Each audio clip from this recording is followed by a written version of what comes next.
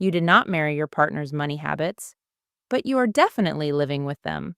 And if you have ever felt that knot in your stomach right before you need to bring up something financial, the credit card bill, the savings account that is not growing, the purchase they made that you definitely did not discuss, then this video is for you.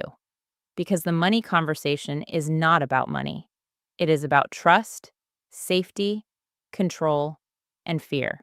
And once you understand that, everything changes. Let me paint you a picture. It is a Tuesday evening. You and your partner are sitting down for dinner. Everything is fine. Then you casually check the joint account on your phone and you see a purchase you did not know about. Maybe it is $200, maybe it is $40. The amount almost does not matter. What matters is you did not know it was coming.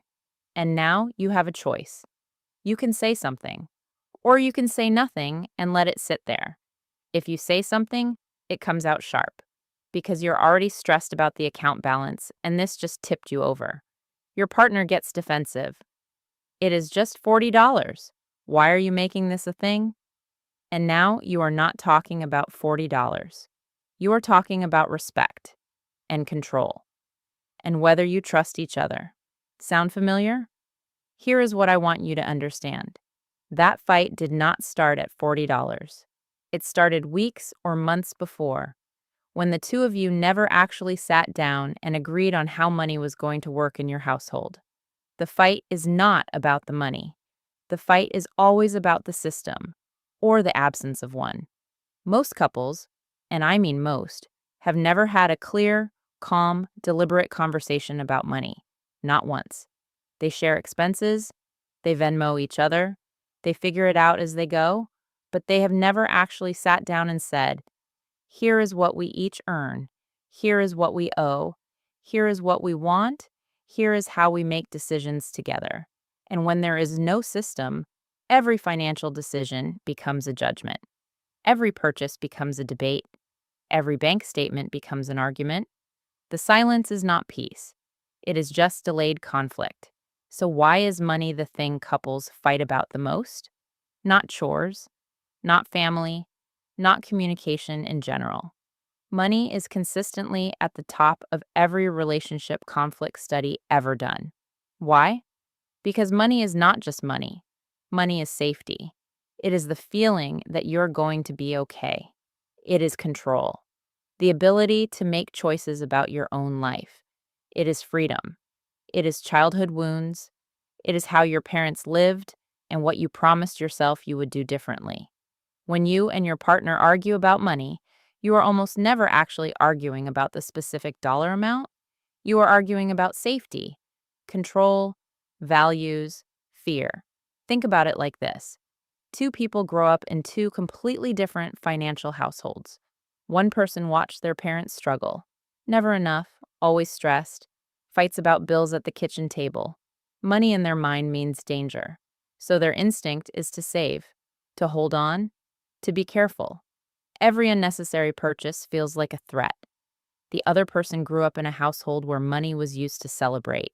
Dinners out, holidays, gifts as love language. Spending money felt like living. Being careful with money felt like deprivation. Now these two people share a bank account. Neither one of them is wrong. But unless they understand where the other one comes from, every purchase, every financial decision, every conversation about the budget feels like a personal attack. Because it is not a disagreement about money. It is a collision of two completely different emotional histories with money. Behavioral economists call this a money script, the unconscious belief system about money that forms in childhood and drives every adult financial decision, often without you even realizing.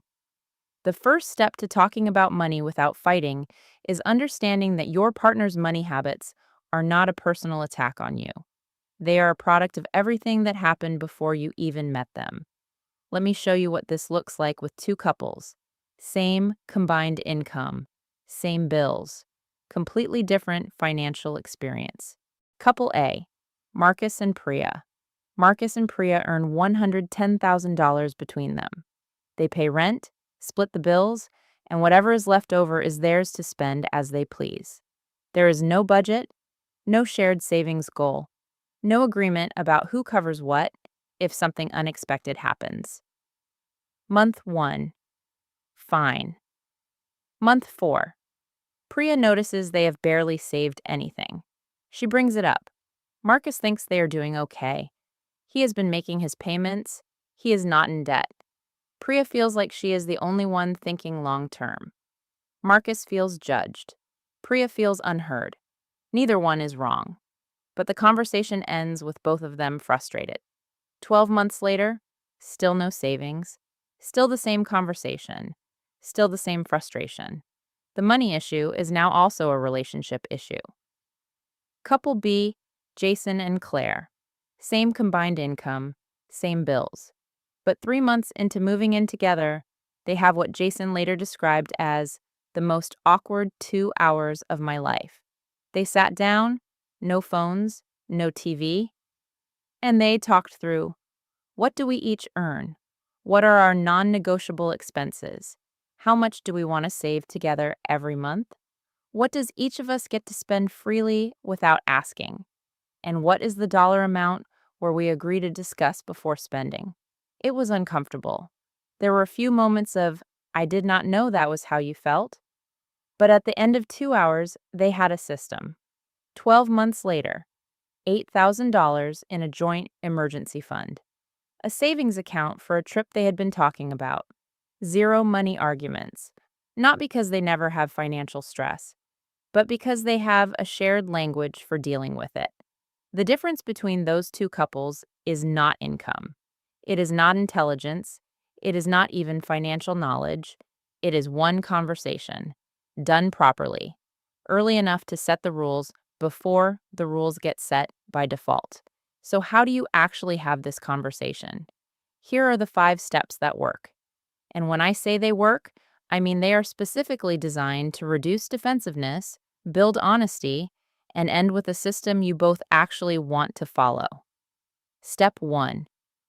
Pick the right time, not after a trigger. The worst time to have the money conversation is right after something happened.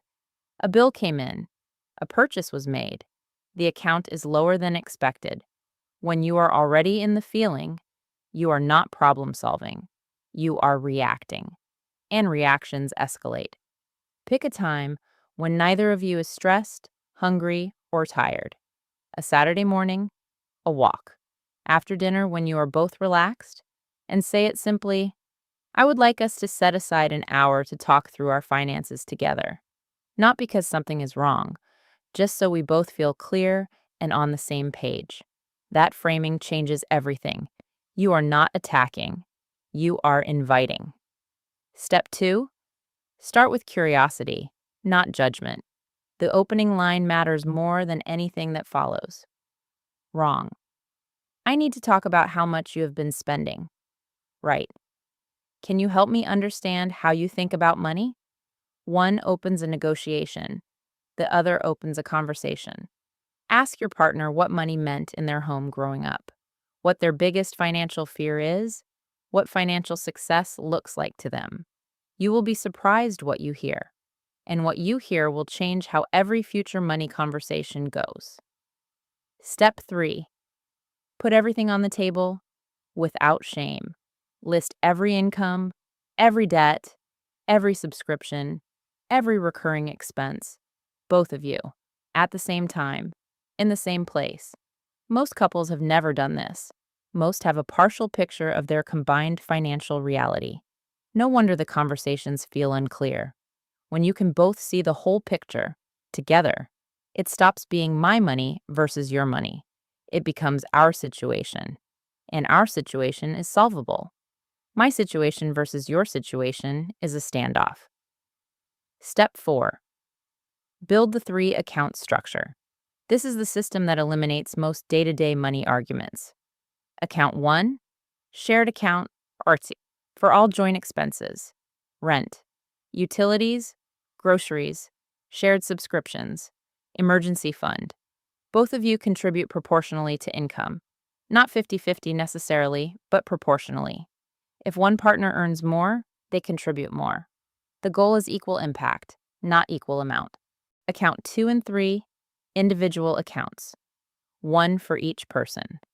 After joint contributions are covered, whatever is left in each person's individual account is completely theirs.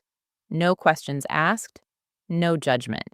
You can spend it on clothes, games, lunch with friends, whatever you want.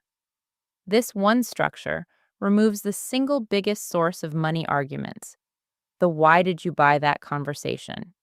Because the answer is always, it came from my personal account. We both agreed this is mine to use however I want. Freedom within a structure is not the same as financial chaos. It is actually the most sustainable way to maintain both independence and shared financial progress. Step 5. Set the discuss before spending threshold together. Agree on a number. It might be $100, it might be $500. It depends on your income and your comfort level. Any individual purchase above that number requires a quick conversation before it happens. Not permission, a conversation. One of you says, I am thinking about spending $600 on this. What do you think? That is not control. That is respect. And knowing that threshold exists means no one ever feels surprised, no one ever feels disrespected, and no purchase ever becomes a symbol of something bigger than it actually is. Here is the mindset shift I want you to walk away with. Most people treat the money conversation like a battle to be won. One person is right, one person is wrong, one person spends too much, one person is too controlling. Someone needs to change. But that framing keeps you stuck. The money conversation is not a battle. It is a design session. You are two people with different histories and different instincts trying to build one shared financial life. That requires design. It requires honesty. And it requires the willingness to say, your way is not wrong. My way is not wrong. But our current situation is not working. So let us build something that works for both of us. The couples who are good at money are not good at money because they never disagree. They are good at money because they have built a system that is bigger than any single disagreement. They have a language for money, a structure that holds when things get stressful, and the habit of revisiting the conversation, not just once, but regularly, so that as life changes, the system changes with it. Money is not the enemy of your relationship. The silence around money is. If you take one thing from this video, take this. The best time to have the money conversation with your partner is before you need to have it, before the account is low, before the argument happens, before the silence turns into resentment. Because here is what I know for certain. Couples who talk about money openly, who know each other's fears and goals and habits and history, do not just make better financial decisions. They build more trust, more safety, more of the thing that actually makes a relationship work. The money conversation is not the hard part. The hard part is believing you can have it without it ending in a fight. You can. You just needed a plan. Now you have one. I want to hear from you. Have you and your partner had the money conversation? Not the quick, we should probably save more kind. The real one. Incomes, debts, goals, fears, all of it. Drop a comment below and tell me honestly. Have you done it? Was it as hard as you expected? Or have you been putting it off? And if so, what is stopping you? I read every single comment and I will give you a real response. If this video helped you, share it with your partner or a friend who needs to have this conversation and keeps finding reasons not to. Sometimes the most helpful thing you can do is hand someone the permission to start. Subscribe to Noella Invests. Every week, we cover the financial decisions that actually change your life. Not the theory, the real thing. I will see you in the next video.